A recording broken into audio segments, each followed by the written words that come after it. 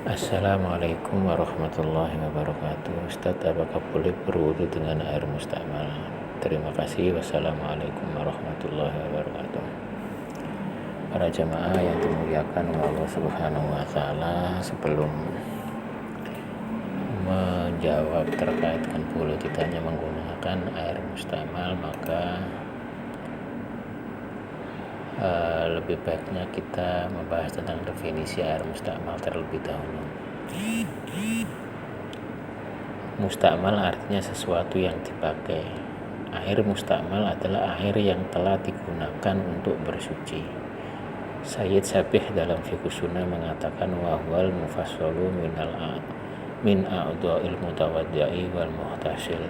Air mustakmal adalah air yang jatuh dari anggota badan orang yang berwudu atau mandi. Namun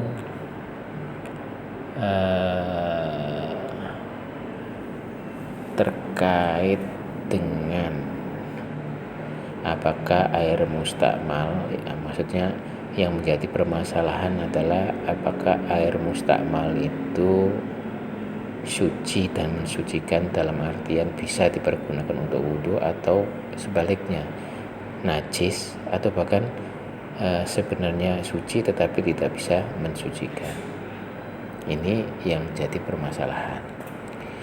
Untuk memahami pembahasan air mustakmal perlu dipahami dulu bahwa para ulama membedakan antara status kesucian, yang seperti saya katakan tadi, status kesucian air tohiriyah tersebut dengan status keabsahan air tersebut untuk mensucikan tohuriyah. Adapun masalah kesucian air mustakmal, selama salah satu sifat, warna, bau, rasa tidak berubah oleh najis, maka ia tetap dalam keadaan suci. Yang menjadi permasalahan dalam pembahasan air mustakmal adalah terkait dengan status tohuriyahnya atau mensucikan. Apakah air mustakmal itu bisa dipakai untuk mensucikan atau dipakai untuk wudhu atau tidak. Air mustakmal secara umum dibagi menjadi dua. Pertama, air mustakmal yang dipakai untuk menghilangkan hadas, yaitu dengan wudhu atau mandi, maka hukumnya suci, namun para ulama khilaf mengenai tohuriyahnya atau bisa dipakai untuk mensucikannya. Di dalam Mausu'ah Fiqhiyah Kuwaitiyah disebutkan bahwa jika air mutlak digunakan untuk taharoh, membersihkan hadas kecil atau hadas besar, maka tidak lagi disebut air mutlak, sehingga ia memiliki hukum yang berbeda dari segi tohuriyahnya. Ulama Hanafiyah, Syafi'iyah dan Hanabilah mengatakan bahwa ia suci namun tidak bisa mensucikan. Ulama Malikiyah menyelisihi jumhur dengan mengatakan bahwa air tersebut tetap bisa mensucikan, namun sekali lagi bisa mensucikan, namun makruh hukumnya jika sebenarnya ada air lain yang bukan mustakmal. Syekh Abdul Muhsin Al-Abbad menjelaskan air mustakmal yang masuk ke dalam bab ini statusnya suci. Sebagian ulama mengatakan ia tidak boleh untuk bersuci karena ia telah digunakan untuk menghilangkan hadas, maka tidak bisa untuk menghilangkan hadas kedua kalinya. Adapun dari segi tohiriyahnya atau kesuciannya, maka ia statusnya suci dan bukan najis karena badan manusia itu suci dan air yang mengenainya itu suci. Maka tidak benar sikap sebagian orang yang takut terkena cipratan air mustakmal karena air mustakmal itu suci. Yang kedua, air mustakmal yang dipakai untuk menghilangkan najis, maka hukum kesuciannya atau tohiriyahnya kembali melihat pada perubahan sifat airnya. Jika salah satu sifatnya, yaitu warna, bau, dan rasa, berubah oleh najis, maka ia dihukumi sebagai najis. Jika tidak demikian, maka statusnya tetap suci. Syekh Abdurrahman bin Nasir As-Sa'di mengatakan, adapun air mustakmal yang digunakan untuk menghilangkan najis, jika ia berubah sifatnya oleh najis, maka ia berstatus najis. Sedangkan status keabsahannya untuk mensucikan, jika ia suci, para ulama khilaf mengenai hal ini sebagaimana telah disebutkan tadi.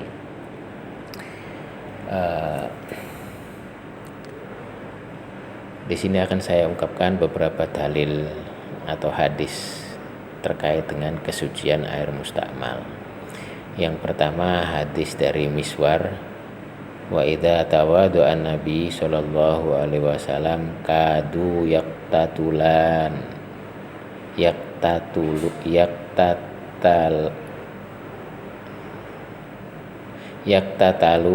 ala wudu'ihi. Jika Nabi SAW berwudu, mereka para sahabat hampir-hampir saling membunuh karena memperebutkan bekas wudu beliau. Hadis riwayat Bukhari. Dari hadis ini para sahabat bertabaruk dengan air bekas wudu Nabi SAW. Jika air mustakmal najis, maka tentu tidak akan diperebutkan oleh para sahabat dan akan dilarang oleh Nabi SAW.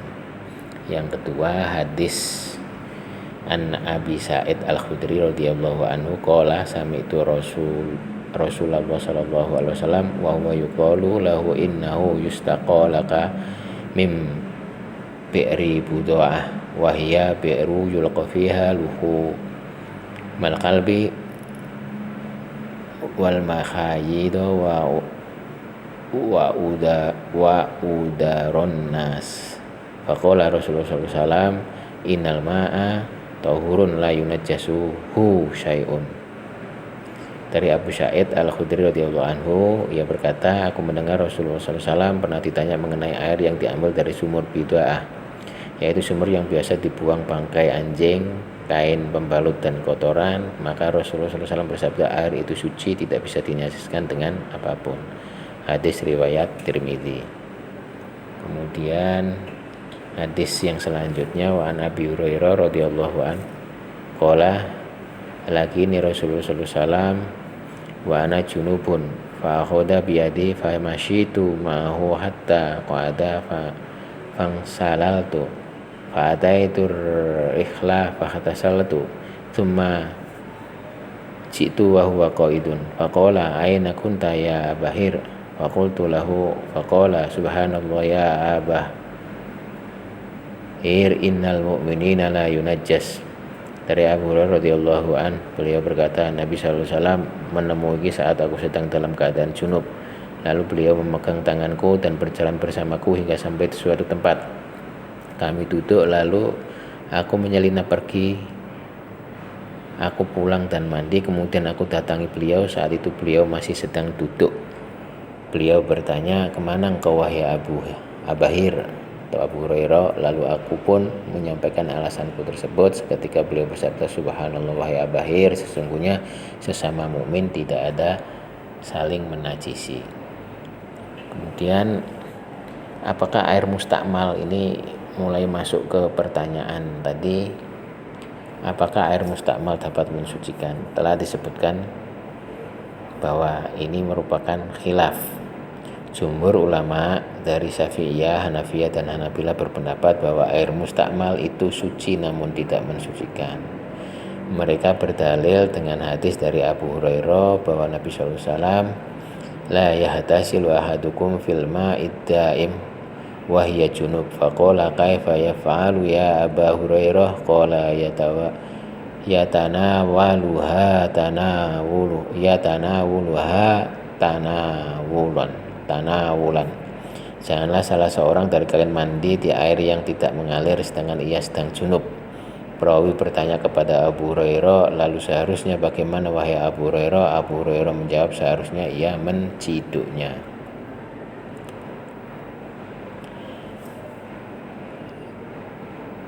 Jumhur ulama berpendapat bahwa air mustakmal telah hilang sifat tohuriyahnya, maka tidak bisa digunakan untuk bersuci lagi. Karena andai mandi di air yang tidak mengalir tidak menghilangkan keabsahannya untuk mandi di situ sekali lagi, tentu tidak akan Nabi SAW melarangnya.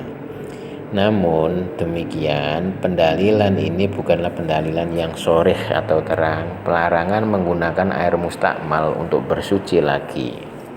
Oleh karena itu, Imam An-Nawawi mengatakan pendalilan ini perlu dikritisi karena pendapat yang terpilih dan pendapat yang lebih tepat adalah bahwa maksud hadis ini yaitu larangan mandi pada air yang tidak mengalir walaupun jumlah airnya banyak karena khawatir ia akan menjadi kotor dan jika dilakukan berulang-ulang akan mengubah sifat air tersebut.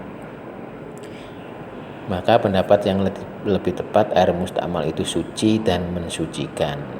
Dasarnya adalah beberapa hadis sebagai berikut. An Ibnu Abbas radhiyallahu anhu qala ihtasala ba'dhu azwajin Nabi sallallahu alaihi wasallam fi jafnatin faja'a Nabi sallallahu alaihi wasallam liyatawadda minha aw yahtasila faqalat lahu ya Rasulullah sallallahu alaihi wasallam inni kuntu junuban faqala Rasulullah sallallahu alaihi wasallam innal ma'a la yujnib. Dari Ibnu Abbas radhiyallahu anhuma ia berkata sebagian istri Nabi sallallahu alaihi wasallam mandi dalam sebuah bak. Lalu Nabi sallallahu alaihi wasallam datang untuk berwudu atau mandi dari air bak tersebut. Maka di antara istri Nabi ada yang berkata, "Wahai Rasulullah sallallahu alaihi wasallam, saya tadi mandi junub di situ." Maka Rasulullah sallallahu alaihi wasallam bersabda, "Sesungguhnya air itu tidak membuat junub." Innal ma'a la yujnab. Hadis riwayat Tirmidzi. Yang kemudian hadis selanjutnya adalah An-Rabi binti Muawwid radhiyallahu anha fi wasfi wudu'in Nabi sallallahu alaihi wasallam anna Nabiy sallallahu alaihi wasallam masaha bi ra'sihi min fadli ma'in kana fi yadihi. Dari Rabi binti Muawwid radhiyallahu anha mengenai sifat wudu Nabi sallallahu alaihi wasallam bahwa Nabi sallallahu alaihi wasallam membasuh kepalanya dengan kelebihan air yang ada di tangannya. Hadis riwayat Abu Daud. Kemudian hadis selanjutnya An Abi Sa'id Al-Khudri radhiyallahu an qala sami'tu Rasulullah sallallahu alaihi wasallam wa huwa yuqalu lahu innahu yustaqalaka min bi'ri budu'ah wa hiya bi'ru yulqa fiha luhumul qalbi wal makhayidi wa udarin nas. Faqala Rasulullah sallallahu innal ma'a tahurun la yunajjisahu syai'un. Dari Abi Sa'id Al-Khudri radhiyallahu anhu ia berkata, aku mendengar Rasulullah SAW pernah ditanya mengenai air yang diambil dari sumur bid'ah, yaitu sumur yang biasanya dibuang bangkai anjing, kain pembalut dan kotoran. Maka Rasulullah SAW bersabda, air itu mensucikan, tidak menajiskan apapun.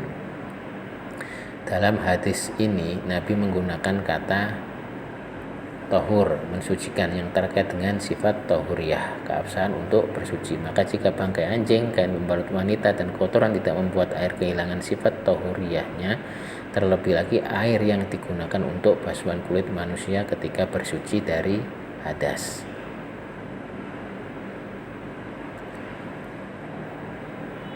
Jadi dari situ bahwa hukum air mustakmal itu adalah suci dan mensucikan, sehingga air mustakmal bisa dipergunakan untuk berwudu.